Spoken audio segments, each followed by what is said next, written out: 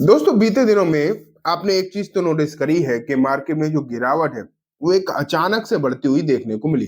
एक तरफा आपको जो है मार्केट गिरता हुआ देखने को मिला पिछले कुछ दिनों में। हालांकि जो उससे पहले गिरावट हो रही थी उसके बाद जब मार्केट संभला था तो हुआ क्या, मार्केट तो थोड़ा सा संभलता हुआ देखने को मिला, लेकिन अब जो गिरावट हो रही है इसमें ना कुछ शेयर्स ऐसे भी हैं जो पिछली गिरावट के लो से भी नीचे चले गए।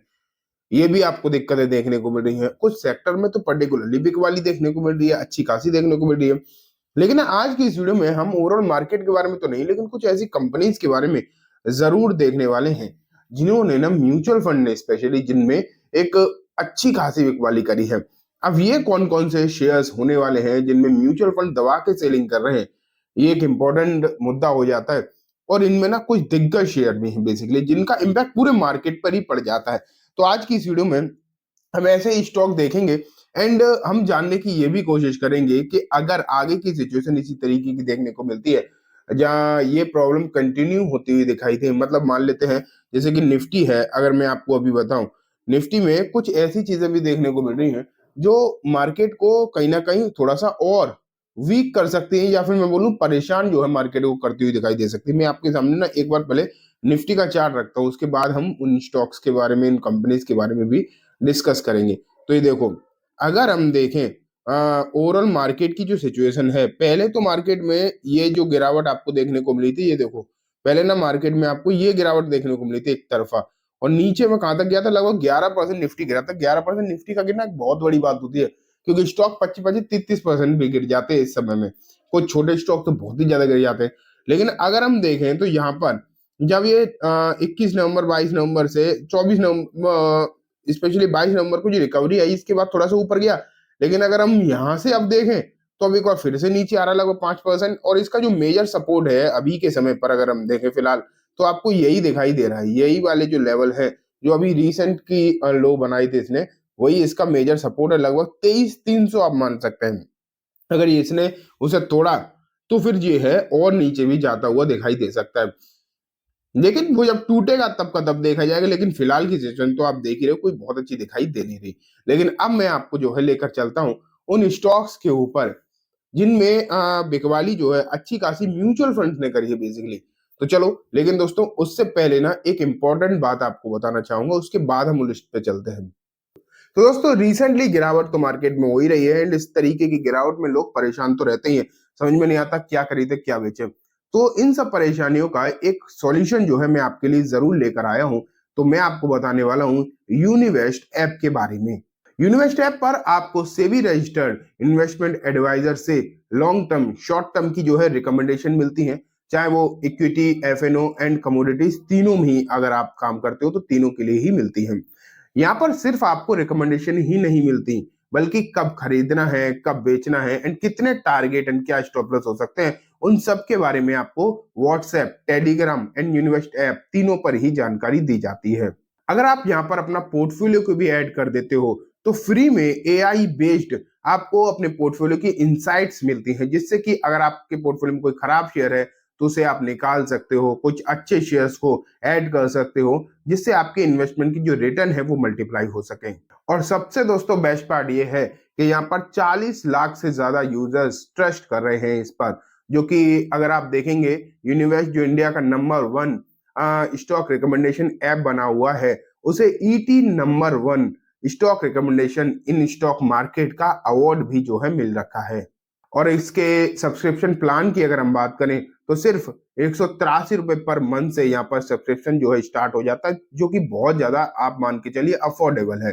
ठीक है, स्पेशल ऑफर की भी अगर हम दोस्तों बात करें तो अगर आप डाउनलोड करते हो, मेरे लिंक जो मैंने डिस्क्रिप्शन में दे रखी है इन्वेस्ट ऐप की, वहां से जाकर अगर आप डाउनलोड करते हो तो आपको मिलेगा free 5 trades recommendation completely free में, एंड 80% तक का डिस्काउंट भी दोस्तों आपको यहाँ पर सब्सक्रिप्शन प्लान पर मिलने वाला है। तो तुरंत जाइए और मैंने जो लिंक दे रखी है इन्वेस्ट की अपनी डिस्क्रिप्शन में, कमेंट में, वहां से जाकर तुरंत इसे डाउनलोड कर सकते हैं, रजिस्टर कर सकते हैं। तो ठीक है दोस्तों, हमने यूनिवेस्ट के बारे में चर्चा कर ली। अब मैं आपको जो है लेकर चलता हूँ उन कंपनीज के बारे में जिनमें हुई है तगड़ी बिकवाली म्यूचुअल फंड हाउसेस की तरफ से। तो मैं आपको डायरेक्टली स्क्रीन पर नहीं दिखाऊंगा, मैं डायरेक्टली आपको दिखाऊंगा। ठीक है, मैं खुद ही आपको बोलकर चीजें समझा रहा हूँ, तो आप थोड़ा सा ध्यान से देखना, आपको अच्छे समझ में आएगा भी। जो सबसे पहला जो शेयर है ना दोस्तों, उसका नाम निकल कर आता है। ये एक जानी मानी कंपनी है, लेकिन आजकल हाल तो खराब ही है। नाम है वोडाफोन आइडिया। वोडाफोन में अगर हम देखें तो लगभग 17 करोड़ के आसपास शेयर जो है बेचे गए हैं।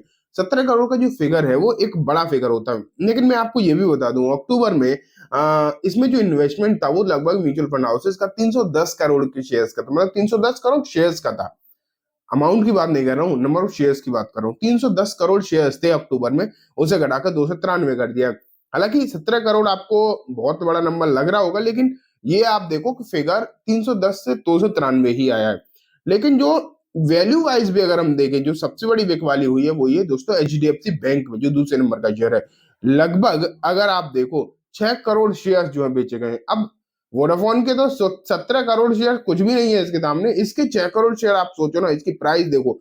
तो मतलब अच्छी खासी बिकवाली जो है एचडीएफसी बैंक में देखने को मिली है। इंपॉर्टेंट बात यह भी है कि अगर एचडीएफसी बैंक में शेयर बेचे जाएं, एचडीएफसी बैंक में अगर तगड़ी बिकवाली कर दी, तो उसका ना, अगर एचडीएफसी बैंक गिरा तो उसका इंपैक्ट जो है पूरे के पूरे मार्केट पे पड़ता है। तो ये सिचुएशन है बैंकिंग में। अभी कुछ समय में एचडीएफसी बैंक फिर भी ठीक ठाक देखने को मिल रहा था, लेकिन अब बड़ी बिकवाली जो है म्यूचुअल फंड हाउसेस की तरफ से एचडीएफसी बैंक में निकल कर आई है। लेकिन अगर मैं आपको बता दूं, अक्टूबर में 157 करोड़ शेयर्स थे एचडीएफसी बैंक के म्यूचुअल फंड हाउसेस के पास, सभी को ओवरऑल मिला के बात कर रहा हूँ। लेकिन अब अगर आप देखोगे तो 151 करोड़ दिखाई दे रहे हैं।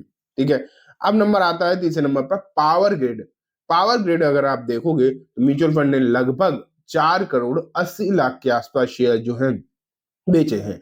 एंड ये भी अगर आप देखोगे तो नंबर ऑफ शेयर्स अच्छे खासे हैं। अगर आप इन्हें वैल्यू में कन्वर्ट करोगे तो आपको एग्जैक्ट सिचुएशन मालूम पड़ेगी। तो वैल्यू जो है बेसिकली बहुत ज्यादा बढ़कर आती है, अच्छी खासी जो है इनकी पैसा जो है निकल कर आता है, जितनी की बिकवाली यहाँ पर होती हुई दिखाई दे रही है। अब मैं आपको नेक्स्ट पर लेकर चलता हूं। एंड नेक्स्ट है दोस्तों नेशनल एल्यूमिनियम। इसे आप नालको भी बोलते हैं। अगर आप इसके देखोगे तो लगभग 2 करोड़ 66 लाख के आसपास शेयर जो है बेचे गए हैं। 2 करोड़ 66 लाख का भी जो नंबर है वो अच्छा खासा है, भारी भरकम जो है नंबर दिखाई देता है। लेकिन सिर्फ मेटल ही नहीं, पहले तो हमने दिखाया कि एचडीएफसी बैंक में बैंकिंग में बिके वाली मेटल में भी, लेकिन ना एक auto company Samvardhana Motherson, auto ancillary company specially, इसमें भी 2 करोड़ 66 लाख के आसपास शेयर जो है बेचे गए हैं। 2 करोड़ 66 लाख शेयर अगर आप वैल्यू में कन्वर्ट करोगे तो लगभग मुझे यहाँ पे लगता है 250-300 करोड़ के आसपास वैल्यू पहुंचती है इनकी। और ये एक बड़ी बिकवाली आप इसे मानकर चल सकते हैं। लेकिन अभी एक रिसेंटली लिस्टेड कंपनी ओला इलेक्ट्रिक मोबिलिटी, इसमें भी 2 करोड़ 66 लाख शेयर्स बेचे। और वैसे भी इसकी कंडीशन तो शुरुआत से ही खराब ही देखने को मिली है। अगर आप देखोगे ओला की, तो जहां से ये लिस्ट हुआ है, मैं अगर आपको बताऊं बेसिकली इसकी जो लिस्टिंग हुई थी शेयर, वहां से लगभग अभी थोड़े दिन पहले 60% के आसपास नीचे गिरा था। अभी फिलहाल की जो रिसेंटली प्राइस है वो भी ऊपर इस तरह से 40% नीचे चली। तो इसकी तो कंडीशन खैर बहुत ही ज्यादा खराब है। हाँ, इसने लिस्टिंग पर रिटर्न बनाई थे, इसमें कोई डाउट नहीं है, क्योंकि इसकी लिस्टिंग जहां हुई थी वहां से एक समय शेयर कुछ दिन के अंदर अंदर, 1 2 3 4 5 6 दिन के अंदर, 6 7 दिन के अंदर अंदर 100% के रिटर्न दे गया था। लेकिन उसके बाद जो स्टीप गिरावट हुई बहुत तगड़ी हुई है। लेकिन मैं आपको ये कहना चाहूंगा दोस्तों, मार्केट में पैनिक करने की तो खैर सिचुएशन नहीं है, जरूरत नहीं है। आपको अपने लेवल्स पर ध्यान देना चाहिए, चाहे आपके पास कोई भी कंपनी के स्टॉक्स हो। आपको अपने लेवल्स का पता रहना चाहिए कि हमें कहाँ बेचना है, कहाँ खरीदना है। स्पेशली खरीद तो चलो लेते ही हैं लोग, बेचने के लेवल्स आपको मालूम रहने चाहिए, क्योंकि कभी कभी हम पोजिशनल बेसिस पर खरीदते हैं, शेयर गिरता जाता तो लॉन्ग टर्म बन जाता है। तो वो लॉन्ग टर्म नहीं होना चाहिए। लॉन्ग टर्म अगर आप खरीदो तो सोच के लॉन्ग टर्म के लिए खरीदो। ठीक है। और अगर आप स्विंग ट्रेडिंग के शेयर्स आपको समझ में नहीं आते, तो मैंने एक प्रॉपर आरएसआई वाली वीडियो बना रखी है, आरएसआई स्ट्रेटजी वाली, उसे भी देखेंगे तो आपको समझ में आएगा। तो चलो आज की फिल्म दोस्तों इतना ही, उम्मीद है वीडियो पसंद आई होगी। वीडियो अच्छी लगी हो तो लाइक करना, चैनल को भी जरूर सब्सक्राइब करना। एंड यूनिवर्स का लिंक जो है मैंने डिस्क्रिप्शन में दिया है, आप वहां से जाकर उसमें रजिस्टर कर सकते हैं। Thank you.